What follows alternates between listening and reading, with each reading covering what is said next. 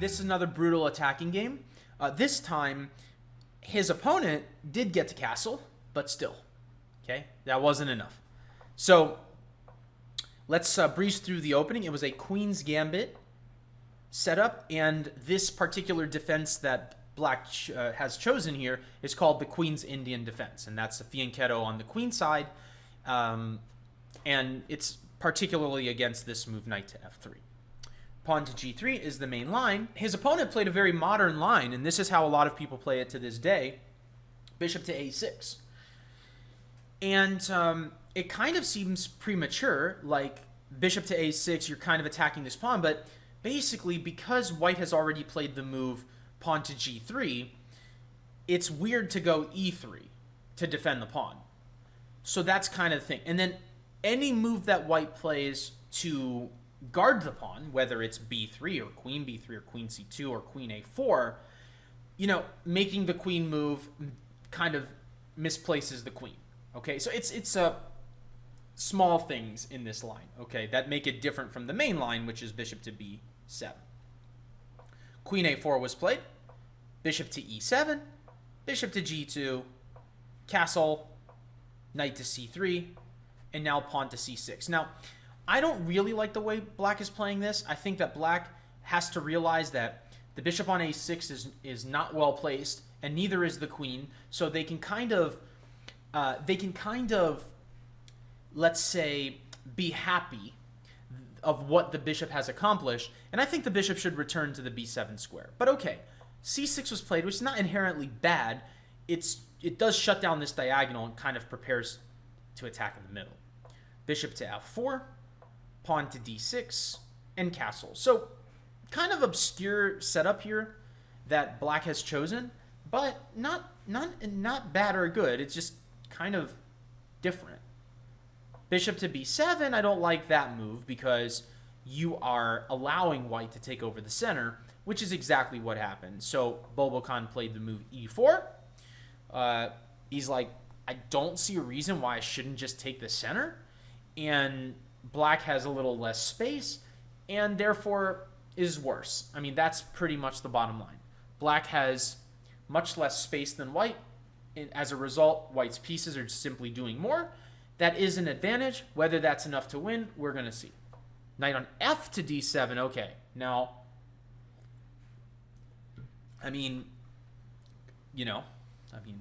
can we be friends after this move? That is the key. Is it possible for us to be friends if, when you are not fully developed and the center is not closed, that you play knight here, your developed knight here? Can we actually be friends if you do things like that? I don't think so. Okay, I think we're going to have a big problem with one another if you play that move. I'm going to scream at the top of my lungs, and you're going to be able to hear it from Los Angeles. Okay, you cannot do things like that.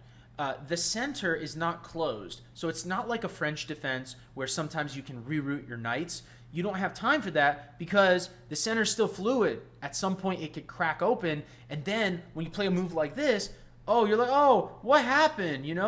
What happened, man? I can't believe I lost this game. And I'm like, I can believe it totally. Look at what you're doing to yourself. Okay? I like what white did here. White played the move h4. I gave a lecture on this once. It was about a year ago. Hopefully it'll make it to YouTube. Make sure you subscribe to YouTube. But basically, using your rook pawns to attack, on the king side when you've already castled in that direction is actually quite a normal thing. I mean, more than you would think. And white, who has space because of his extra development, is just looking at jamming this pawn into black's king side, which is a very kind of known thing. Knight a6. And Bulbakan was like, dude, I've had enough of you, man. Let's crack this baby open, So he should definitely play d5, I think. But pawn takes pawn. Knight takes, just to open up the bishop. And his philosophy here is, I now have immense pressure down the diagonal, which, okay, so first of all, I'm threatening a pawn, but we kind of expect our opponent's going to defend that pawn. But most importantly, I'm not allowing this bishop to get into the game. I'm not allowing you to play c5 very easily. So queen c8 was played, a good move, which defends the bishop and tries to play the move c5. Rook f to e1, and here the idea was, after c5, what would white play?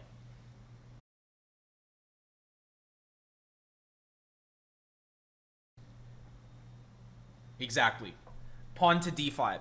Not allowing the bishops to get traded off and preparing to open up the e-file, which is the whole reason why white played rook f to e1. He's like, I dare you to play c5. You can play c5, I'll jam this pawn right in your grill, and my rook on e1 has never looked so good. And your pieces over here, like, whatever. My queen can slip back over on this side of the board, but these pieces, you know, trash, right? And d5 just jams up the whole... You know, space, guys. Space is important. You gotta learn when to use your space. So, okay, his opponent knew that and played f6. He was so tired of this bishop on e5. By the way, I should say, one of the lines of play here is if c5, d5, pawn takes, you could even play the move bishop takes g7, smashing up the king's position with a discovered attack on the bishop on e7, and black is just roasted, okay, completely. So f6 was played here. Bishop simply retreated, but now there's this nasty weakness here on the e6 square.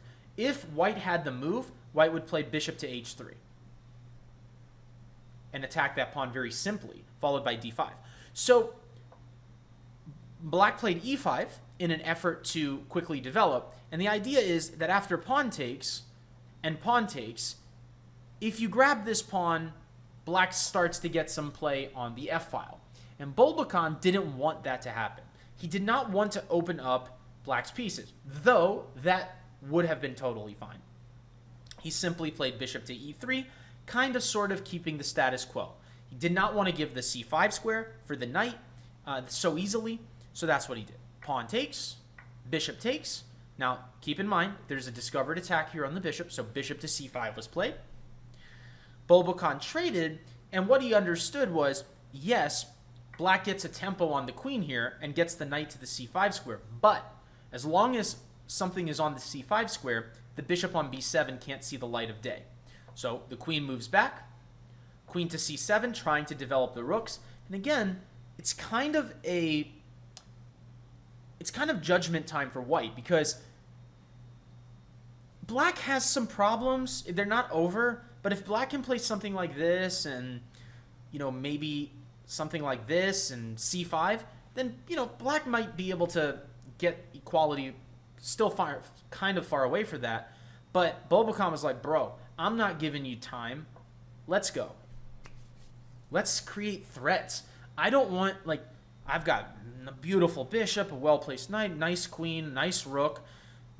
That's terrible, not great. Knight on c5 is a target, and rooks haven't really moved yet. So Bulbakan's like, let me hit you before you can get settled in. Knight a6 and now b5. A great move, actually, because it's kind of trading one thing for another. He is kind of allowing this bishop to open up, but he's getting the d5 square, as Naroditsky likes to call it, carving out a square for his pieces by offering a pawn trade. So after pawn takes pawn, the objective was not to capture back, but instead play the move knight to d5, which is really a great move. You cannot take the knight. I mean, you shouldn't, because after bishop takes d5, there is a fork, okay, and some. I mean, black has coordination issues. If you take the pawn on c4, I check you, and then the bishop on b7 is going to hang, and when that happens, I'm going to be forking you. So for example, here,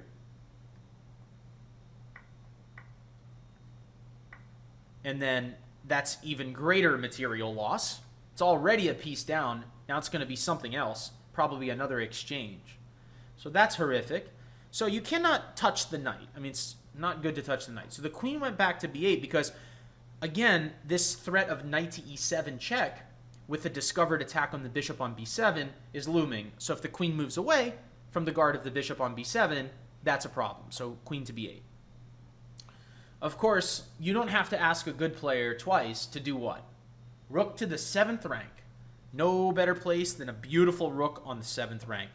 And rook on e7, which is why you got to do your tactics, also comes with a nasty little threat of rook takes bishop, queen takes, forcing the queen onto this diagonal, and then knight takes f6 check, winning the queen on b7, and then again, you'd still have that nasty fork.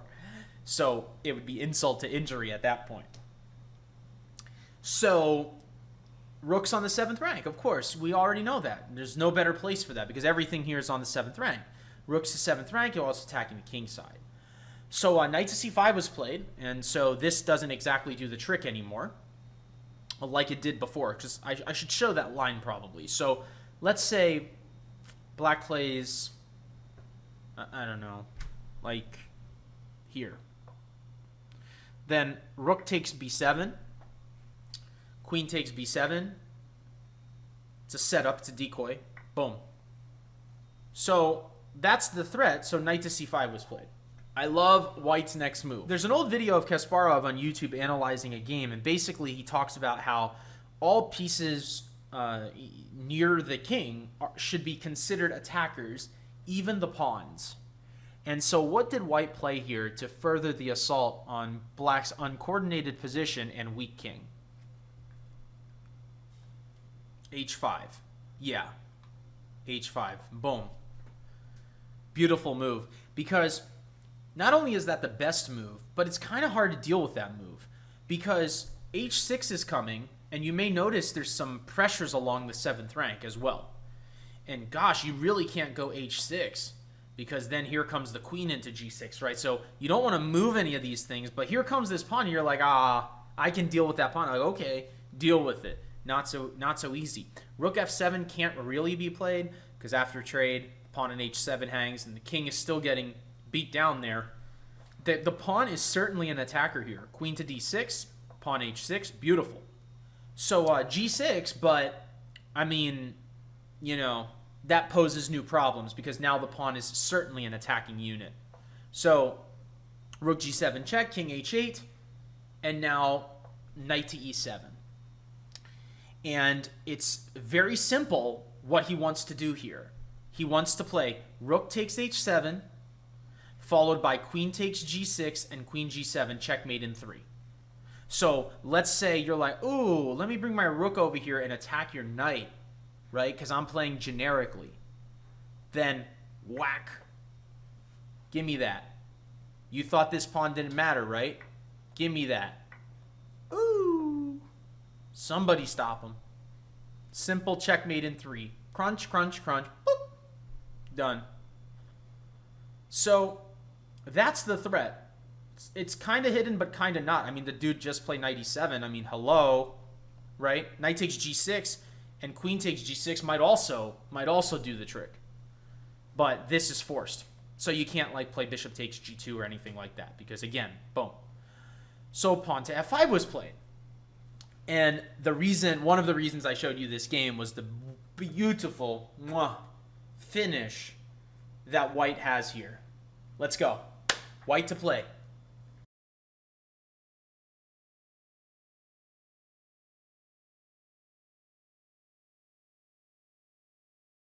Rook g8.